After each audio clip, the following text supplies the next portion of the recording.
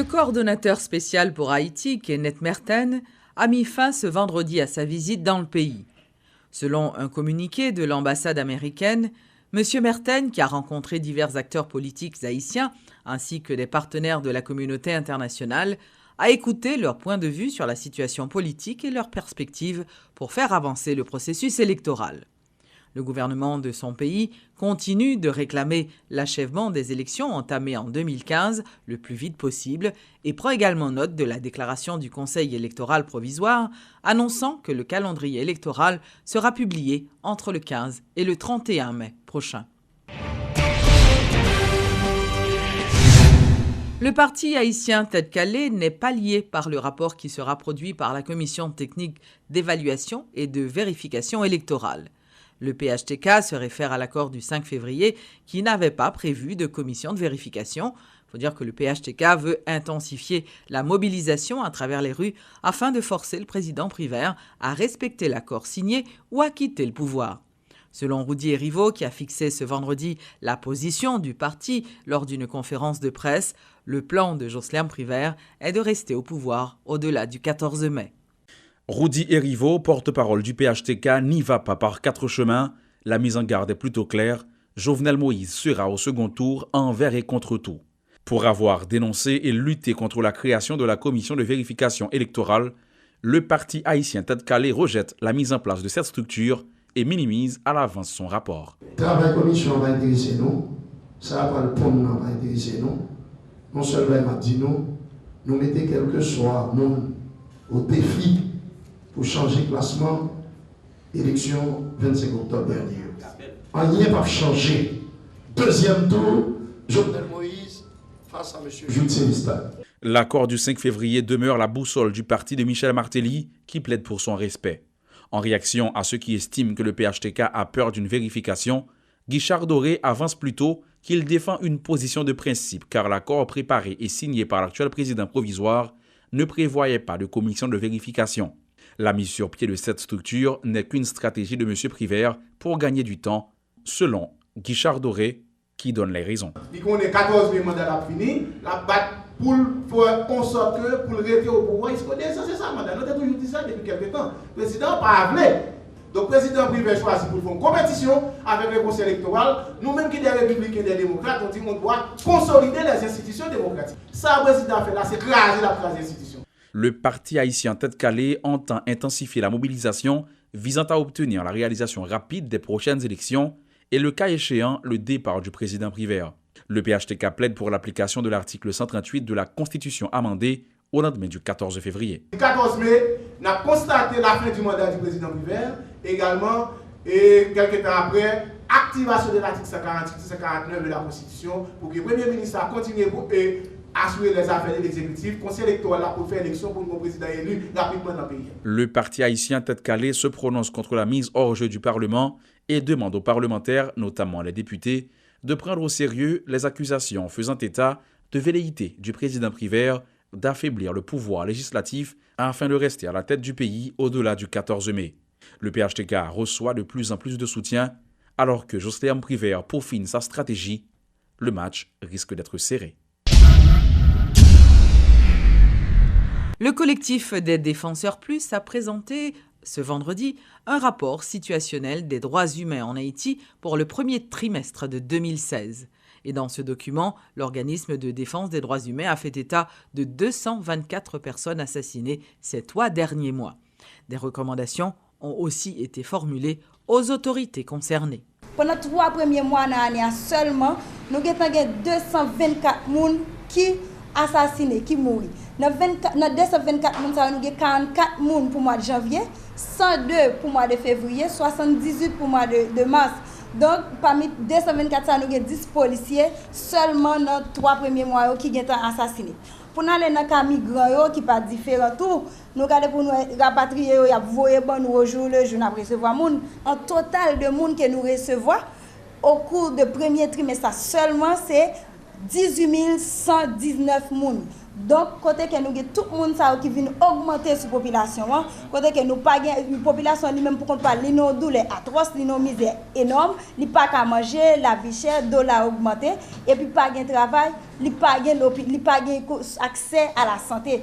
Donc, là, nous regardons tout le monde nous et tout le monde a mourir seulement 3 premiers mois. Ça, c'est une situation qui vraiment inquiète les défenseurs plus. C'est notre objectif, ça, nous faire rapport et puis faire des recommandations avec l'État et acteurs qui concernent eux. Les recommandations, c'est d'abord faciliter tout citoyen dans jouissance droit civil politique.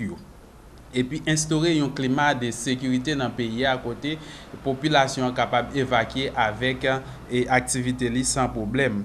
Nous disons c'est doter le pays à un ensemble de matériel, surtout dans le service pompier, côté qui pas gagné, c'est métier, c'est-à-dire augmenter, pour que les services pompiers soient capables de répondre en cas de besoin plus rapidement possible. Nous disons pour l'État d'apprendre des mesures qui concernent le comportement chauffeur, bus, surtout minibus qui ne sont pas adaptés, qui a circulé n'importe quelle façon à excès de vitesse qui peut provoquer des accidents. Nous demandons l'État haïtien tout pour mettre en place des mesures adéquates qui sont capables de garantir aux citoyens aux jouissances pleines et entières droits économiques, sociaux et culturels.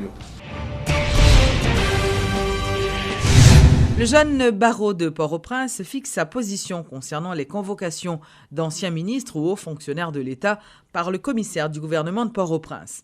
Le chef du parquet ne peut inviter un ancien fonctionnaire avant que la Haute Cour de justice n'ait statué sur son sort conformément aux articles de la Constitution traitant de ce sujet, selon les déclarations du secrétaire général du jeune barreau, maître Peter Reynolds Delciné. Yo dit que est capable de poursuivre pour crime que le commettent dans l'exercice de ses fonctions, et puis pour cas de malversation, pour excès de pouvoir dans l'exercice de ses fonctions. Maintenant, c'est situé par acte que le posé par rapport à que lui-même l'état exercer fonction. Donc, ces mêmes gens sont capables de dire, moi c'est un fonctionnaire, moi c'est une autorité ça.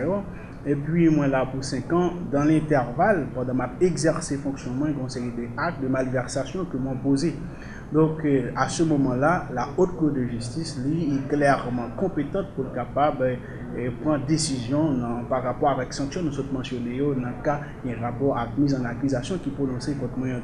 Même Jantou, lorsque je quitte fonction, moi toujours été un premier ministre, un ministre qui est attaché à l'acte que je commets et à ça soit situé dans tant côté l'idée premier ministre, dans tant que le ministre.